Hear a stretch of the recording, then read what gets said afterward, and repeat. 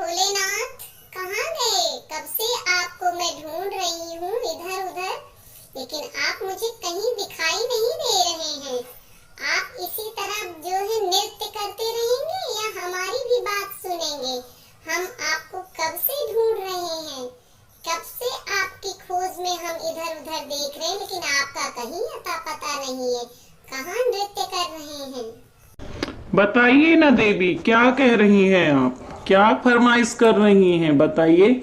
हम तो आज शिवरात्रि है, इसी खुशी में नृत्य कर रहे हैं कि आज शिवरात्रि है, आज पूरे संसार में जगत में हमारी पूजा हो रही है और हम अपने भक्तों से प्रसन्न होकर के नृत्य कर रहे हैं। बताइए ना देवी, आप क्या कह रही हैं?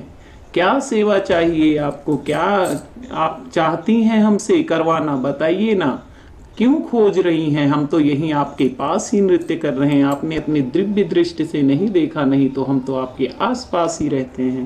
बताइए ना देवी। भोलेनाथ, मैं ये कह रही थी कि आप एक ना सोने की अटरिया बनवा लेते तो बहुत अच्छा था, एक महल बनवा लेते, क्योंकि जब आप समाधि पर बैठ जाते हैं तो मैं इधर उधर भटकती रहती हूँ, घूमती रहती हूँ और कहीं भी मेरा मन नहीं लगता है।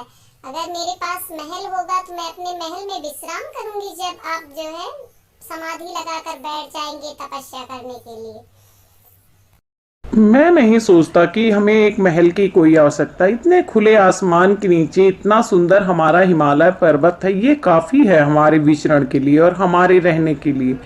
क्यों देवी ऐसा क्यों सोचती हो कि आपको महल में रहना चाहिए? लगता है आप ऐसे नहीं समझेंगे, मुझे किसी और तरीके से समझाना होगा आपको।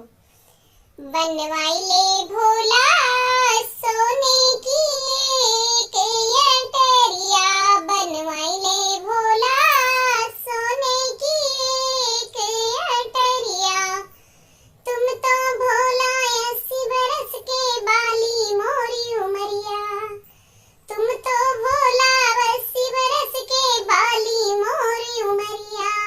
बनवाई दे भोला सोने की एक अटरिया, बनवाई दे भोला सोने की एक अटरिया। अच्छा अच्छा, तो ये कारण है। कोई बात नहीं देवी, मैं अभी तुरंत ही विश्वकर्मा को आदेश दे देता हूँ कि वो आपके लिए एक सोने का महल और उस पर सुंदर सी अटारी बनाकर तैयार करे।